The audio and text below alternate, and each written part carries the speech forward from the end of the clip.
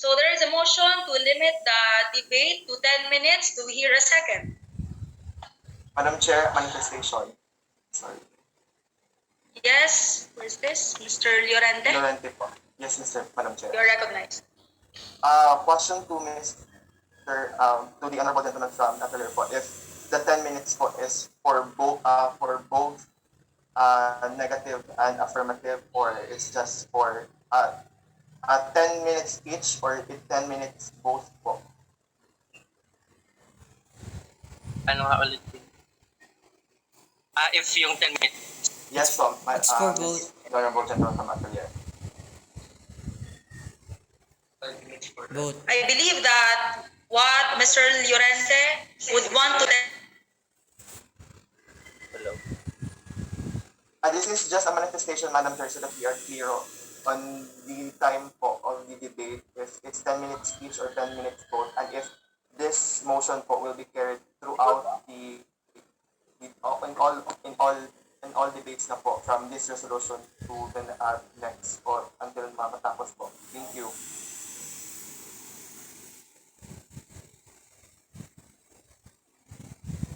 Madam Chair, may I be recognized?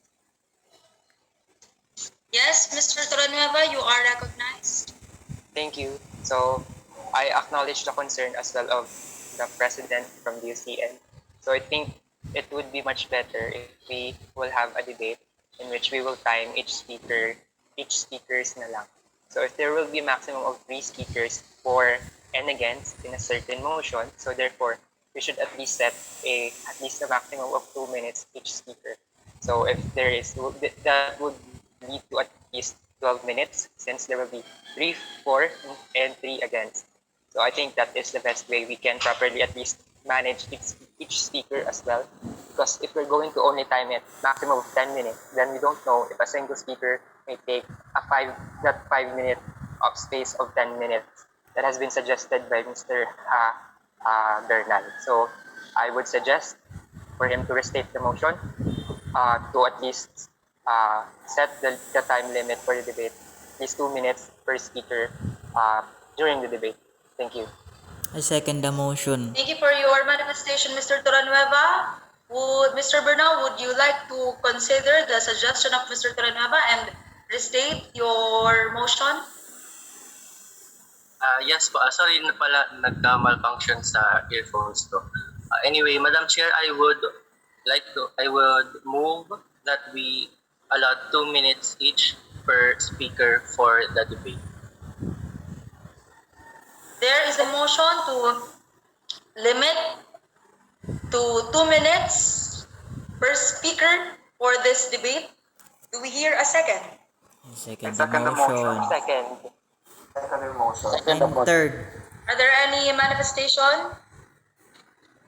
Hearing none.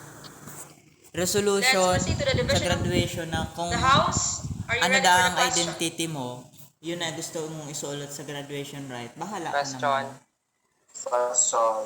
To those who are in Dinideliberatehan favor niya. to Mga limit presidente the niya, duration of the speeches of the speakers to 2 minutes, kindly vote through the poll in the voting assembly group chat. And to those who are not in favor, please do the same, as well as for those who wishes to abstain.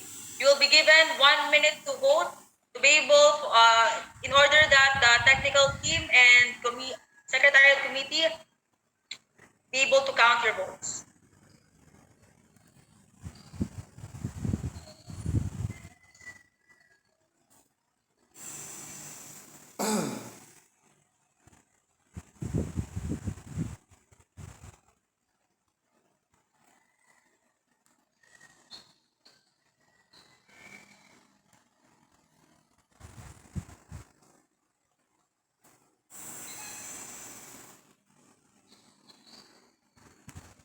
Alright, may ambag na ako sa lipunan.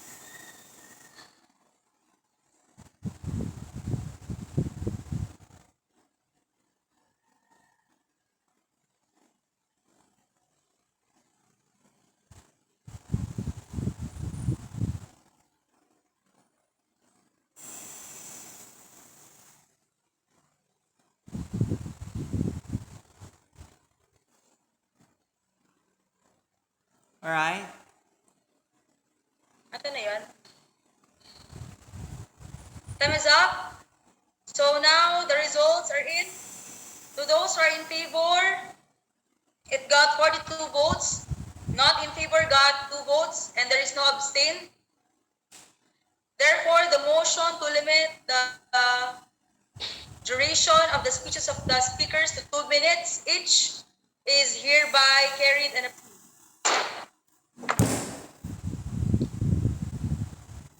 Any more manifestation? Let us now proceed to the debate. Proceed, mag-motion? Madam Chair, may I be recognized? Yes, you are recognized, Mr. Mr. Turanueva, you Dangasted. are now recognized. All right. Um, I move that for the period of debate, there will only be 3 speakers for and 3 speakers against the topic.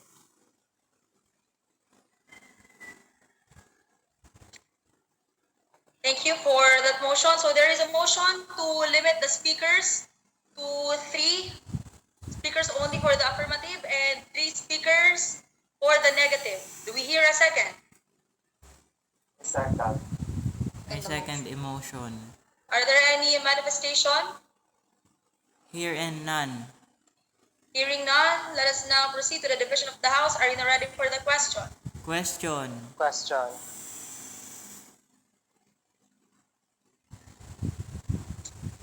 So to those who are in favor to limit the speakers into 3 for the affirmative and 3 for negative, kindly proceed to the group chat provided to the voting members of this assembly and vote accordingly depending on your decision. You will be given 1 minute to cast your votes.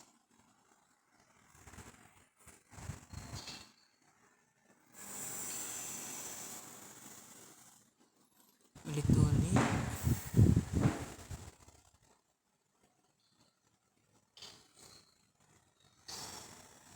Bilis na ba yata ako may ginigibo? Magre-review pa ako. Oh, hain na.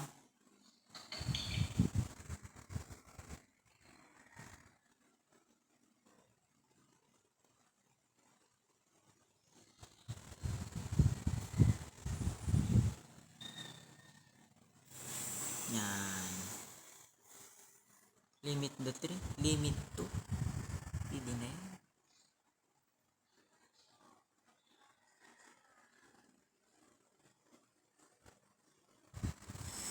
Well, I heard the old accuser, and this was my reply.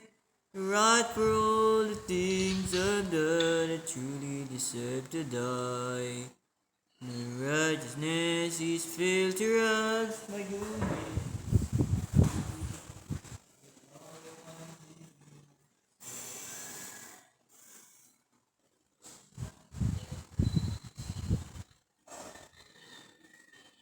Ito na ba?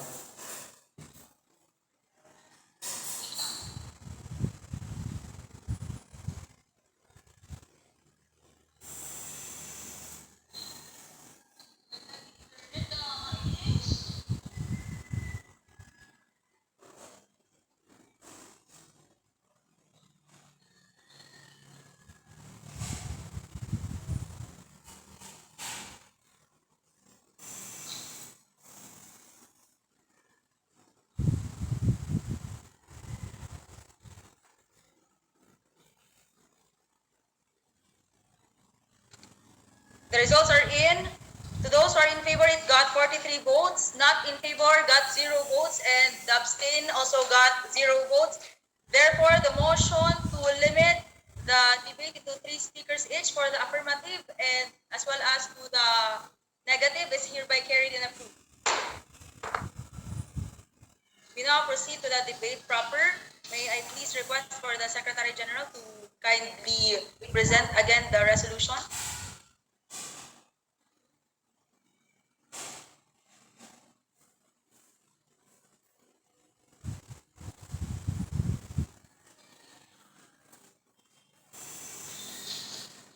Madam Chair, kain.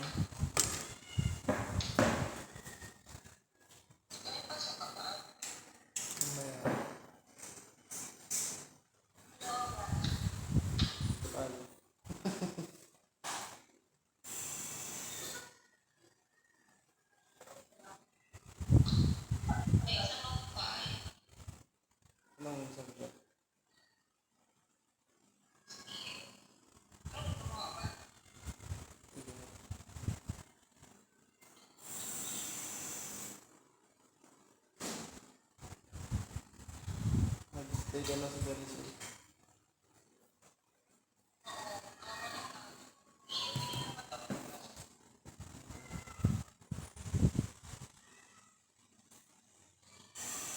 Thank you, Madam Secretary General.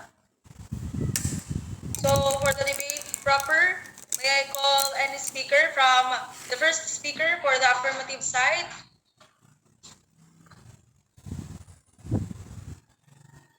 Anyone from the Committee of the Students' Rights and Welfare as the sponsor of this resolution who would like to speak for the affirmative?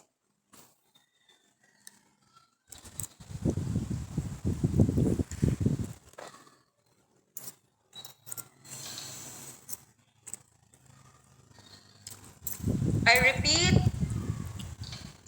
anyone who would like to speak for the affirmative side? Madam Chair, I may I be recognized. Mr. Villanueva, you are now recognized. I wish to speak for the affirmative side. Go ahead, proceed. Yes, proceed. Can you flash my time the screen so I can see my 2-minute time? The time will now be set. All right. Can I start? Kindly wait for my signal. Okay. You may now start. All right. Thank you. I think that it's now highly important that we allow the university to be inclusive, and it starts when we acknowledge the gender identity and expression of our fellow students. And if we have a system that is not inclusive, then it's our job as student leaders to make all efforts to encourage that system for the system to change to become inclusive. So I believe that this resolution also has its roots way back in my experience in the last face-to-face graduation in 2019. And it's time that we change that history, that no other UNions would feel that they are not included in the graduation rites because of their difference on the kind of attire that they want to wear. So it's time that we change that history, and we create and we now encourage the Bicol University administration to to accept our resolution and implement this policy in the upcoming 2022 graduation. And it's the least that we can do to at least also pave the way for inclusivity and congratulate our graduates. So I hope that our fellow members would approve of this resolution and immediately be submitted to the board for approval. Thank you, Madam Chair. I now give my time back to the chair. Thank you so much, Mr. Villanueva. Now we proceed to the first speaker of the negative side. Anyone who would like to give their comments or speech in contrary to what Mr. Villanueva or the authors are proposing?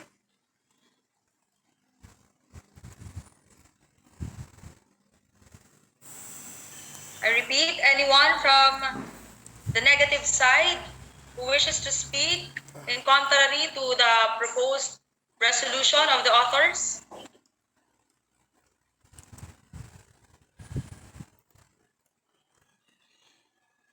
Hearing none, are there any manifestation? Madam, may I be recognized? Yes, you are now recognized. Kindly introduce your name. Good afternoon. This is Tiffany Liana. This is not to rebut anything that's being said, but this is just to lay down my perspective po. I'm not in favor because I personally think that there are still better options that will benefit the whole student body. First, whatever the decision of the student body, we will respect and adhere to it po. But for the sake of academic discussion, I personally would want to understand fully why the administration disregarded the open letter of the students. First, they are the one organizing it, so I would love to understand their point as well. But given that the previous statements were laid down as well, these are respected po. And second, if we are really pushing for equality regardless of sex, gender, economic status, why do we have to allow everyone to wear whatever they want to wear under alampay? we have to ask which one is more expensive, your preferred dress or toga or academic gown itself. I believe there's more to this resolution beyond wearing your preferred dress during graduation. But when I read the title, it's about protecting the rights of a specific grupo pala with specific reference. What I am thinking of is protecting the whole student body, like those who can rent expensive Filipiniana and all. But yes, for example, so it includes economic status more than gender preference only. Thus, being a student body representative, we hope to propose a more comprehensive resolution regarding this matter on dress code during graduation rites. Thank you po. I agree. Thank you, Ms. Liana. Yes, Mr. Aller, you are now recognized. Madam Chair, may I speak on behalf of the affirmative side? Please proceed. Thank you very much. I would like to start that this is the first graduation rites of Bicol University after its second year during the pandemic. And a lot of things happened during the span of time. May I cite the Provincial Ordinance number 0065, series of 2021 of the province of Albay, where it's indicated that there is a basis for sanction on the discrimination on the basis of sexual orientation, gender identity, and expressions to the SOGI. So we can include that later in the amendments of the resolutions. And I believe that on the contrary, something that mentioned by the second speaker, this enshrines everybody's rights because we will be able to express ourselves in accordance to our identity. This does not affect any other. This is as general as it could be because this resolution enshrines the rights of everybody. So I would like to disagree with her statement, and I would like to reiterate that it's been 2 years since the the the statement from the administration, and I've already started the talk about this during the administrative council meeting and the other meetings that I have attended in the university, and I'm gathering support as I prepare for after I introduce this, if this is approved by this body. Thank you very much, Madam Chair.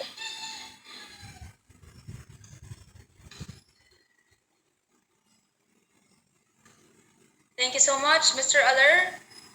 Any speakers who would like to manifest on the negative side in contrary to the resolution that is proposed by the authors?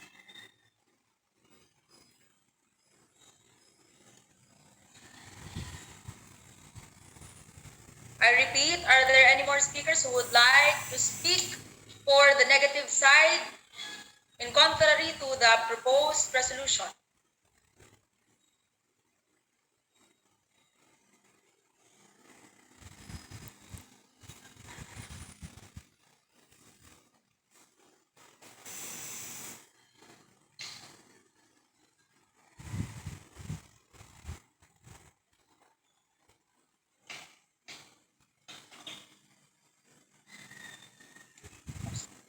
Last call for the negative side. Anyone who would like to speak for the negative side?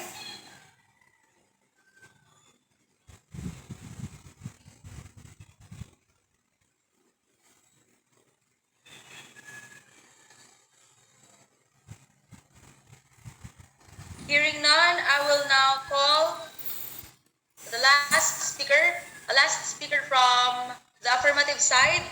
Anyone who would like to speak to support the resolution proposed and presented to us by Mr. Sanao? Yes, Mr. Bernal, you are now recognized. Okay, good afternoon again to everyone. I would just like to add to what the chairperson of the USC and also the Director General of the UNESCO has said already. And for me, actually, this resolution is a big step, not actually just for the LGBTQ plus community, but actually for everyone because everyone has SOGI. That's a big misconception. Then, if you want to dress accordingly as a heterosexual man or woman, you may do so, but your choices should not be impeding the expressive freedom of others as well. So, even I, as a gay man in 2019, I had a very narrow knowledge of SOGI as well, and napansin ko na through during this pandemic, even I had a broader perspective and knowledge on this subject now as well. So this resolution is also a manifestation of our collective growth as a community, and we should celebrate that as well along with our identity proudly. Thank you. Thank you, Mr. Bernal. One last call. Are there any more manifestations from the assembly? May I be recognized? Yes, you are recognized. Kindly introduce your name. Hello everyone, I am Christine Larce, the incumbent CSC representative of Busang CS. And with this resolution, I believe that Bicol University have a safe space for our fellow LGBT community. And dress code, we all know that dress code policies these days separate us from our identity or for our gender identity. For example, dress code for men and women, that's all. But we need to reiterate that we are diverse in nature and we are in the changing world, in the modern world, that we have this kind of expression. And I believe that clothes is one of the expression or serves as an extension of who we are. So with that in mind, we should allow this resolution to be passed, especially especially if especially it also create a call that it also mark as a start of creating spaces and accepting the diversity of us as humans. So I believe that this resolution should be passed as soon as possible. Thank you. Thank you so much for your manifestation. Now the allotted time for the debate has Madam been Chair. reached. Mr. If you Laurentico. wish to be recognized, kindly type so that I will be able to recognize your name and your organization. Now we proceed to the amendments. May I request for the Secretary General to please scroll down to the first clause of, for the title. Sorry for that. Are there any amendments for the title of the resolution number 1 series of 2022?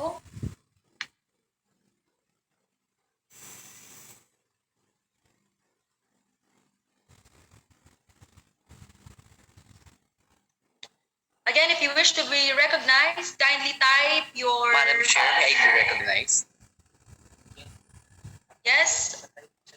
Before we proceed to the recognition of the speaker, again, I would just want to reiterate that if you wish to be recognized, kindly type "May I be recognized" through the chat box here in the Zoom so that I will be able to recognize your name and with your organization and your designated position. Now I recognize Mr.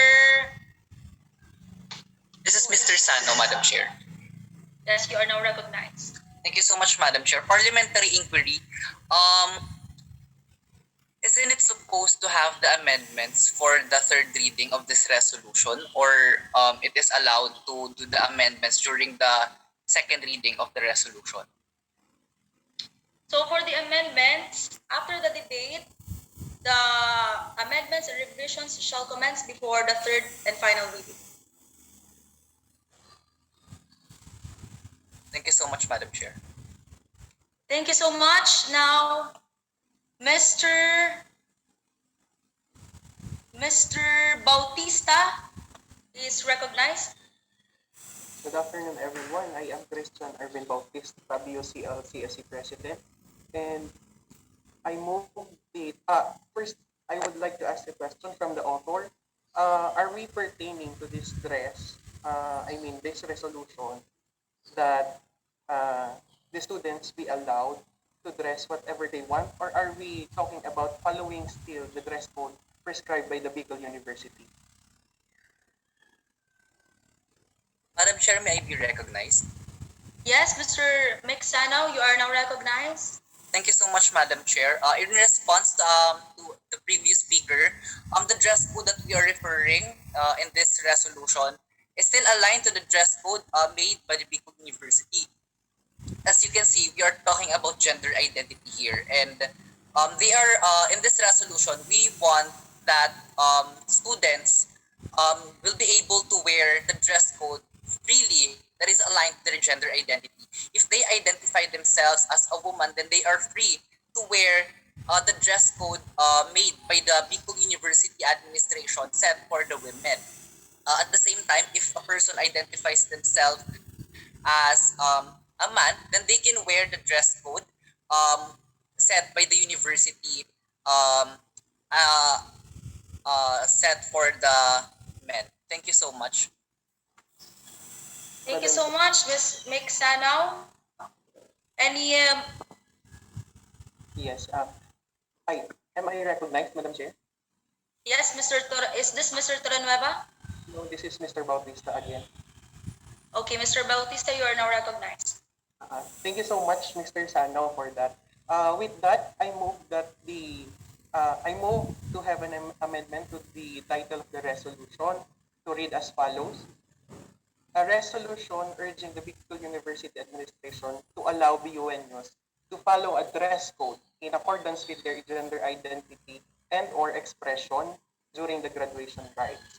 So, with this amendment, we will be able to, sa title pa lang, the administration will be able to understand that we will not be pushing for them to allow the students to wear whatever they want. It is still in accordance with the dress code that the administration will provide. Thank you very much, Madam Chair and Mr. Sano. Thank you very much. However, can you please restate your motion so that our Secretariat Committee can follow and type it accordingly? I move to amend the title of the resolution to read as follow. A resolution urging the Bicol University administration to allow the BUNUs to follow a dress code in accordance with their gender identity and or expression during the graduation rites.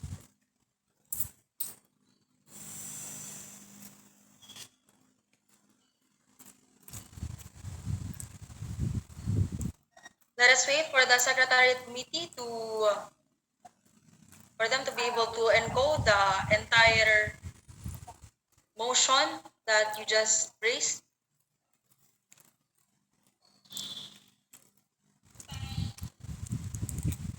Ms. Mix Bautista, there is a request from the Secretariat Committee for you to please state your motion once again. I'll just send in na lang po sa chat Yes, box. you may send it through that chat box so that it will be easier for the Secretariat Committee as well to put the highlight in accordance to your motion. Pakinggan mo nga. May debating nagaganap. A resolution urging the Bicol University administration to allow BUNUs to follow a dress code in accordance to their graduation rights. Ngayon, kasi pinaglalaban niya ng mga bakla. So there is a motion to revise Ito. the title and change it Ate, yun. accordingly. Kung lalaki ka, gusto mong lalaki suot mo And lalaki. Kung it babae will ka, read di as babae. follows. Pero, A resolution urging kung the Bicol identity mo, University feeling mo administration babae ka, to allow okay lang na BUNUs to babae follow a ang dress babae ang code suotin mo. in accordance with Pero their gender magsusuot ka pa rin ng identity pantay. and or expression during the graduation rites. Sa Do we hear a pag-graduation, second? Second, Madam Chair. I second. Are there any manifestation? Hearing none, we now proceed to the division of the House. Are you ready for the question?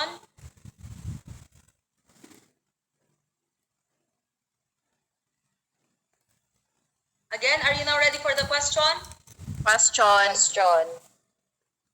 To those who are in favor to revise the title and change it to this stated in the shown on your screen, a resolution urging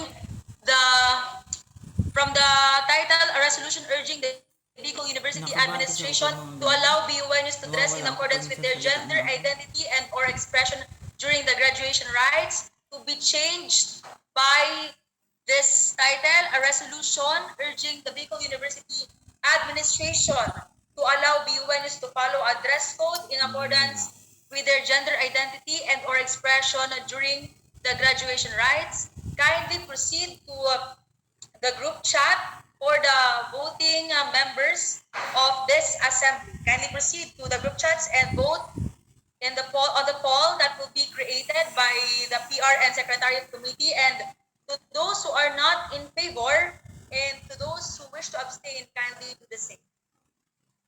You will be given maximum of 2 minutes for you to cast your votes through the poll.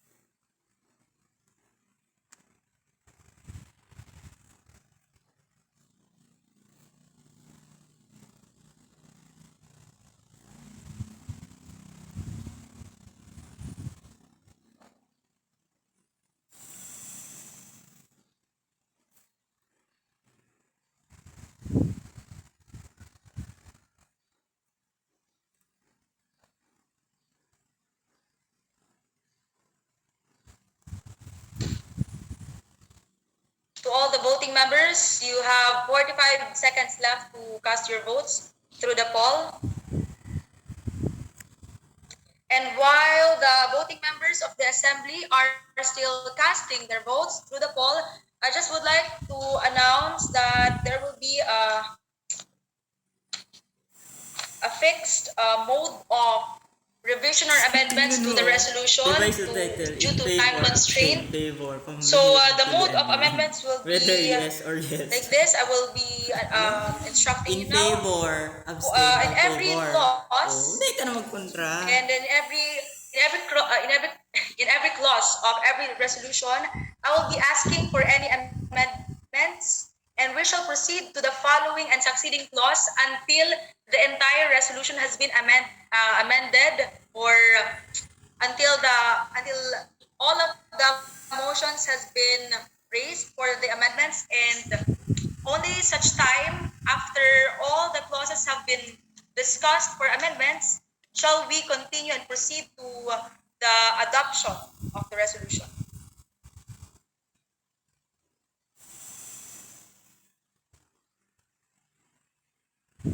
So I have now the results with me. Those who are in favor got 50 votes. Not in favor got 0 votes. And to those who abstained got 5 votes. Therefore, the motion to change the former title to a resolution urging the Bicol University Administration to allow BUNs to follow a dress code in accordance with their gender identity and or expression during the graduation rites is hereby carried and approved. Boom! Panis. Now, Patay ka duha. we proceed to the Hindi, first ano pa man clause. lang May I to? request again Student body. for the Kasi ang Secretary Bicol General University kindly Administration, present to us submit the na silang resolution. letter, pero dininay. natural, kung ako man, president kang BU, i-represent kaya ng ano mo, pambira ka. Nakaalampay ka, BU, kapot-kapot mo. Now, pang for the international, first tapos clause, are tulad there kang any lalaki, pang amendments that the assembly members or anyone from the members would want to raise?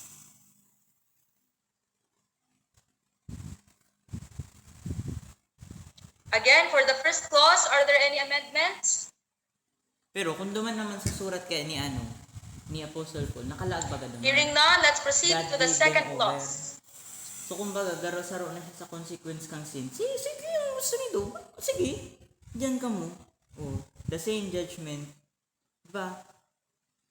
Kaya nag-abstain ako. Now, for the second clause, are there any amendments? Kasi may point naman. Siguro, kung ang gigibuhon, ipipilit. Dahil, pero, iyan man ang gusto ninda, di, malangan sinda. Again, for the second clause, are there any amendments? Ano yan, second clause na yan?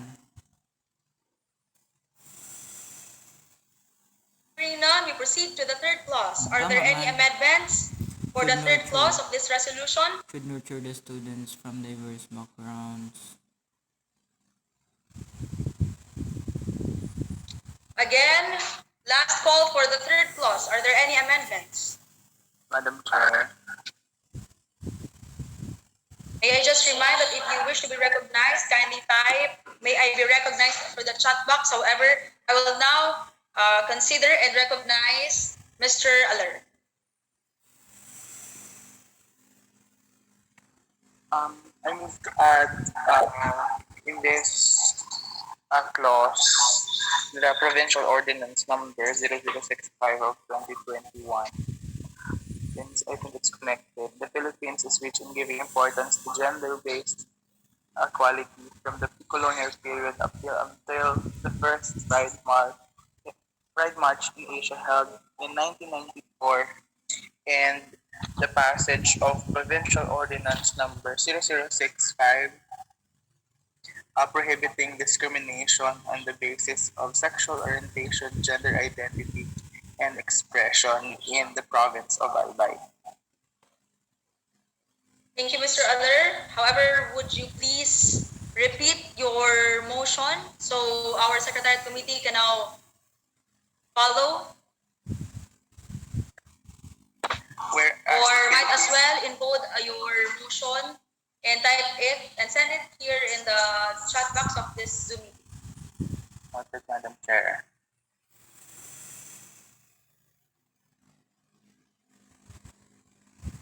While we are waiting, are there any more amendments for the third clause?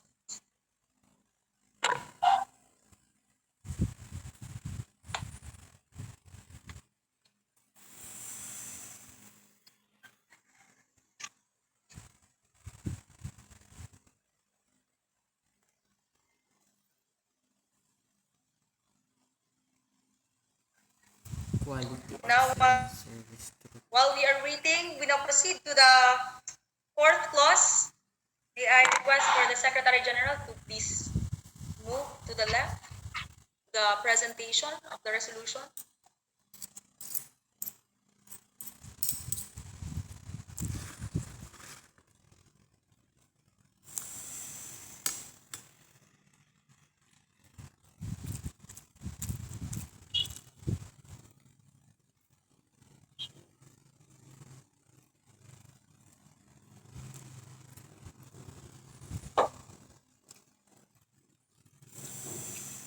Okay, now for the fourth clause, are there any amendments?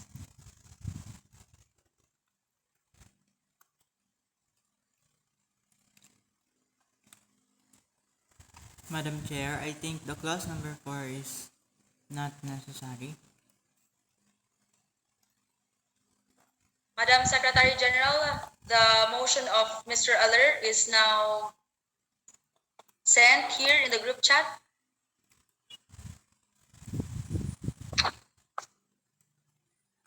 Again, for the fourth clause, are there any amendments? Hearing none, let's proceed to the fifth clause.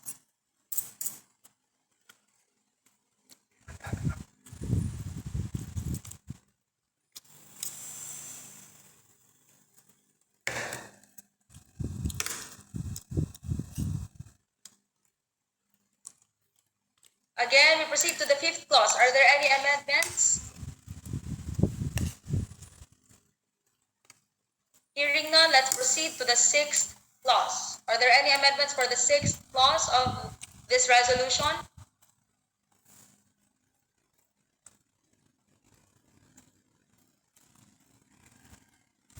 Hearing none, let's proceed to the seventh clause. For the seventh clause, are there any amendments?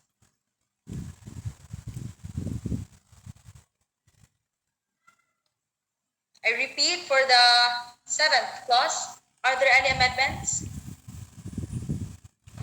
Hearing none, we proceed to the next clause, the eighth. Are there any amendments you wish to propose for the eighth clause of this resolution?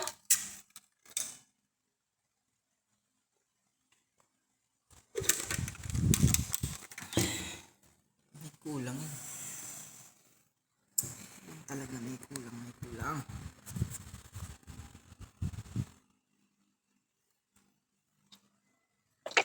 Again, I would like to repeat, are there any amendments for the eighth clause of resolution number 1 series of 2022? Hearing none, we proceed to the ninth clause.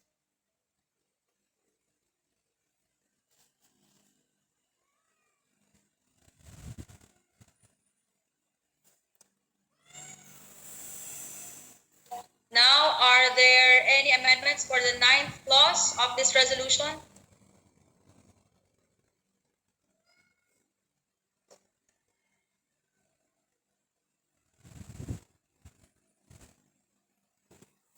Hearing none, let's proceed to the 10th clause. Are there any revisions for the 10th clause?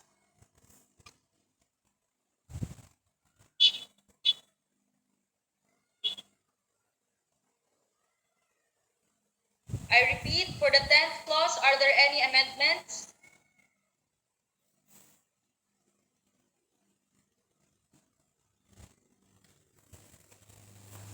The absence of protective legal mechanisms for BUNUs of diverse SOGI leaves them vulnerable to discriminatory practices that exclude them from Next, full for and the meaningful 11th clause, hearing participation. none, we proceed to the 11th clause. Are there any amendments?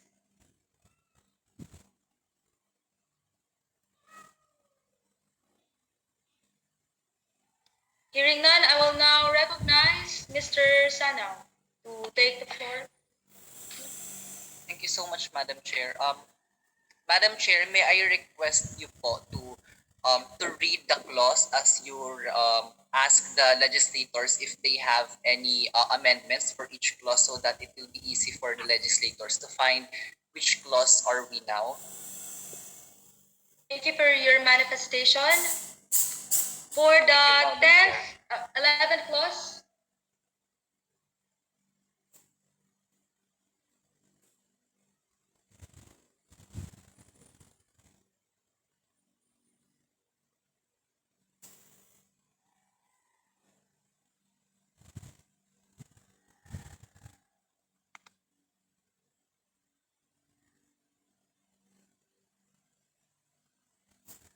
I now request the Deputy Secretary General to please highlight the 11th clause. I will now read it. Whereas the absence of a protective legal mechanism for BUNUs of diverse SOGI leaves them vulnerable to discriminatory practices that exclude them from full and meaningful participation in school-related activities. Are there any amendments for this clause?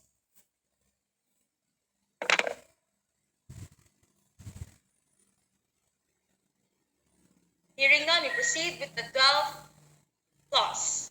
Whereas in 2019, various students and allied organizations of LGBTQIA plus community of Bicol University appealed to the Office of the President through an open letter to allow graduating students to wear the graduation garb aligned with one's gender identity and or expression. Kung ano sanang gusto nila. Yung nasa na. Do you have any amendments for the 12th clause? Basa ka.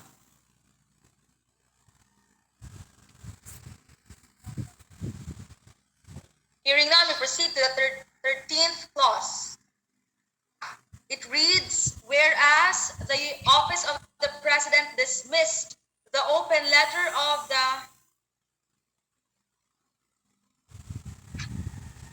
the students, thereby disallowing BUNUs to address or to dress in accordance with their gender identity and or expression during the 2019 graduation rites of Bicol University.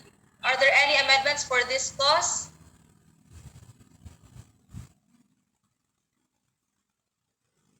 Mr. Torrenueva, you are now recognized.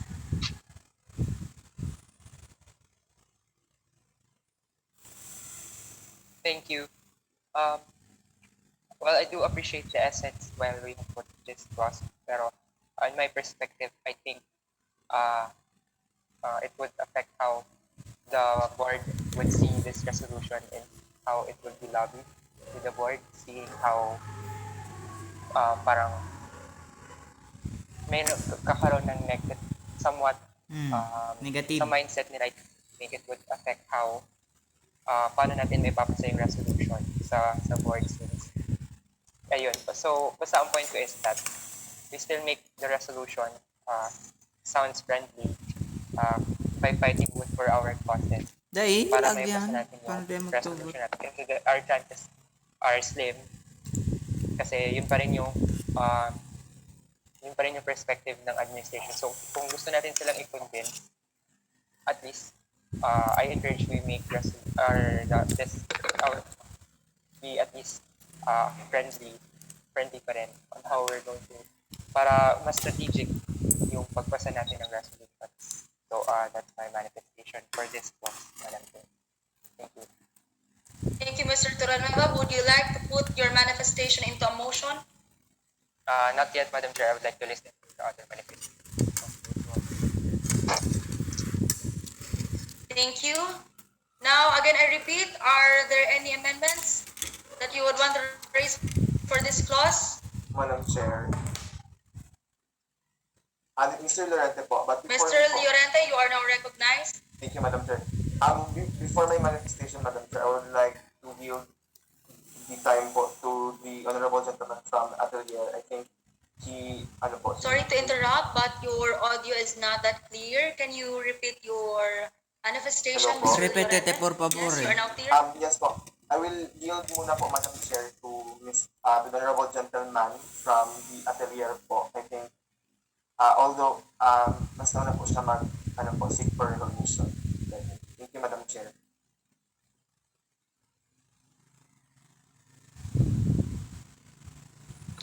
Okay, so Mr. Bernal, you are now recognized. Thank you, Madam Chair and CNCS as well. In support of the manifestation of the Director General of the UNESCO, I think if we were to keep this clause, we can change maybe just the structure of the sentence. Instead of the office of the president being the subject of the sentence, maybe the open letter can be the highlight of the letter was dismissed by, so that it does parang yun nga sabi ni Nita, it will sound friendlier if babasahin ng board.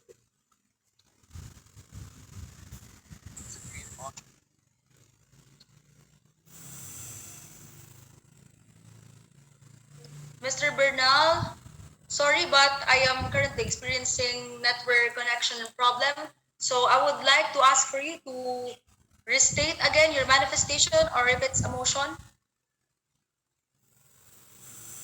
Manifestation lang muna, makikinig lang din muna po sa iba. But manifestation, this clause, if it will be kept in the resolution, it will sound friendly.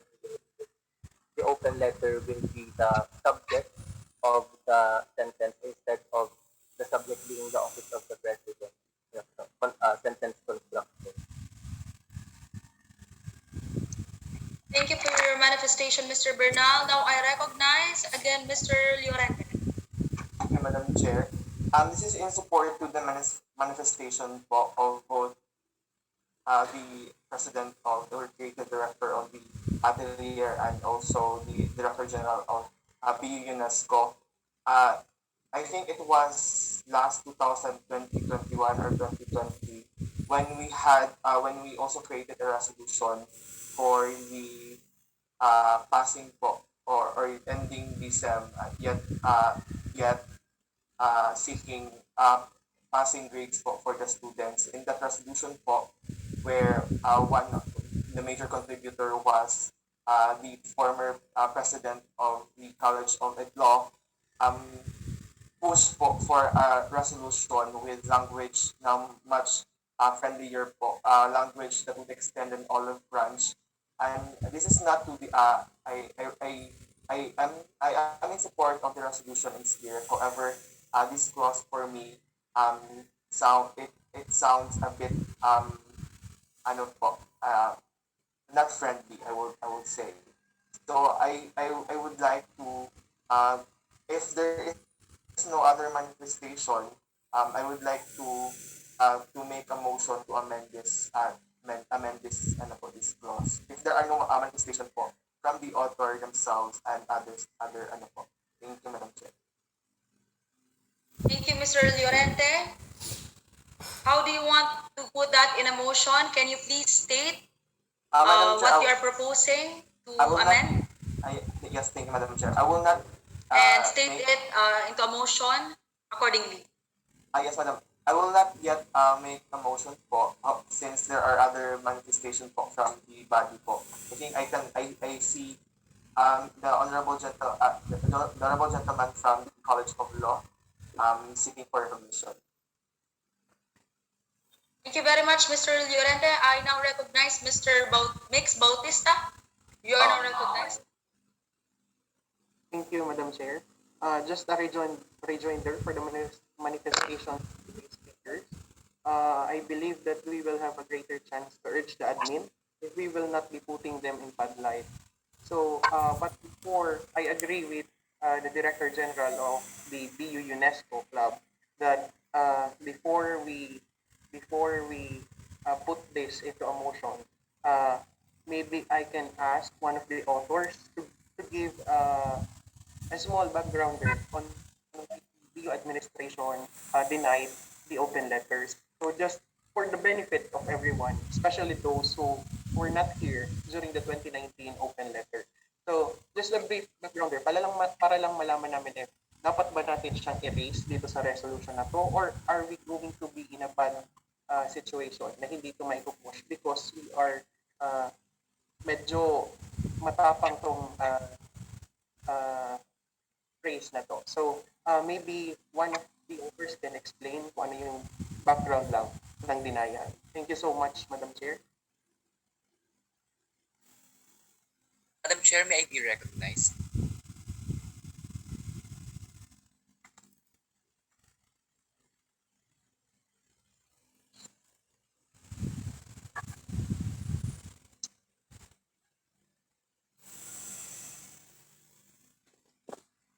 Hello, Madam Chair, may I be recognized, please?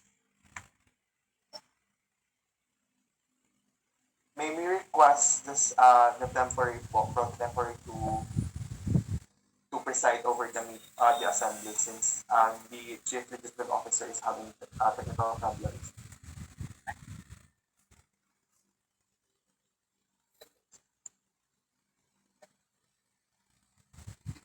Or is Mr. Torino also experiencing technical problems po?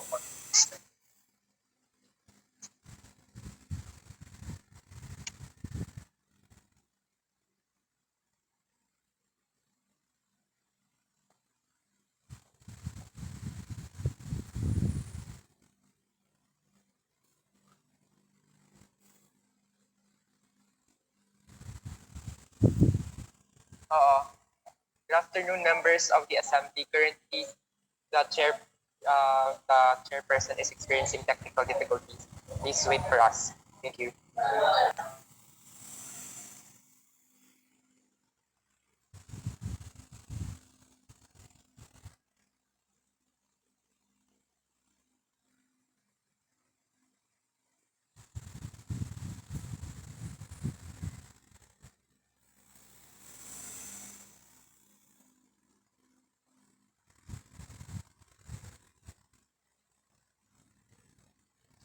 Sorry for the inconvenience. I was disconnected.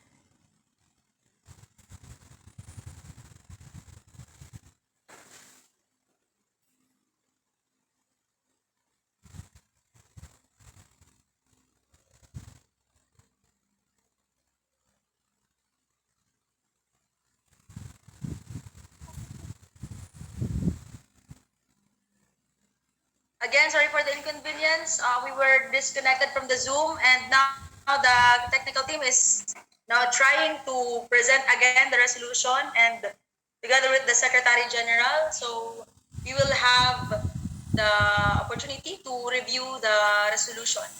Now, since Ms. Mix Bautista have already raised a manifestation, would you like, Mr. Sana, would you like to respond to the manifestation of Mix Bautista? Yes, Madam Chair. Permission to speak in vernacular language, please. Yes, you may. And thank you so much, Madam Chair. In response to the previous speaker, before we drafted this resolution and presented it to this assembly, we consulted those people involved in lobbying this same campaign in 2019. These people were Atitep, Steph Di Shapno, sila sumusuko.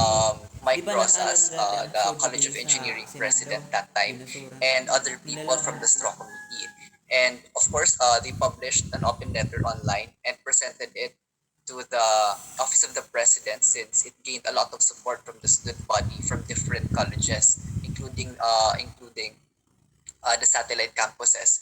Now, when they lobbied this open letter to the office of the president, the moment that they came in, based from their narrative, the moment that they entered the office of the president, the president blatantly ignored them and just asked them, ano na naman ngayon, non-verbatim, ano na naman ngayon pinagilabi nito? And then they introduced the open letter. They introduced the open letter to the office, to the president himself, and President Mascareñas denied the resolution, the open letter, and for everyone's information, he even stated, as per the people involved in lobbying this campaign in 2019, he said that if gusto nyo irespeto, magsuot kayo ng karespe-respeto. And with those remarks given